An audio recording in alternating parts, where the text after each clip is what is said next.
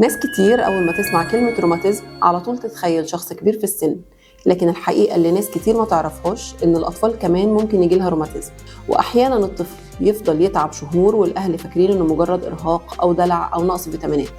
لكن الحقيقة إن في نوع من الأمراض المناعية اسمه روماتيزم الأطفال، وده بيحصل لما جهاز المناعة يهاجم المفاصل ويسبب التهاب. طب إيه العلامات اللي ممكن تظهر على الطفل؟ أول حاجة لو الطفل كل يوم الصبح يصحى مش قادر يتحرك بسهولة، أو يشتكي إن رجله وجعاه بعد النوم، أو تلاقي فيه تورم في الركبة أو الكاحل أو صوابع الإيد. وفي أطفال ممكن يعرجوا وهم ماشيين أو يرفضوا الجري واللعب بعد ما كانوا طبيعيين جدا.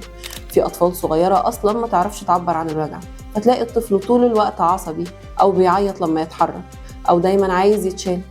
ومش بس كده، بعض حالات روماتيزم الأطفال ممكن يصاحبها سخونية متكررة أو طفح جلدي، فقدان شهية، إرهاق مستمر، أو حتى ضعف في النمو. المشكلة إن الأعراض دي ساعات بتتلخبط مع أعراض تانية، فالتشخيص بيتأخر. وده ليه مهم؟ لأن التهاب المفاصل لو استمر فترة طويلة من غير علاج ممكن يأثر على حركة المفصل ونموه. لكن عند أغلب الأطفال لما بيتشخصوا بدري ويمشوا على العلاج الصح يقدروا يعيشوا حياة طبيعية جدا، ويروحوا المدرسة ويلعبوا ويمارسوا حياتهم بشكل طبيعي. عشان كده لو ابنك أو بنتك عندهم وجع متكرر في المفاصل أو تورم أو تيبس الصبح أو أعراض مستمرة أكتر من الطبيعي، يبقى مهم يتم تقييمهم عند دكتور متخصص، دكتور روماتيزم ومناعة.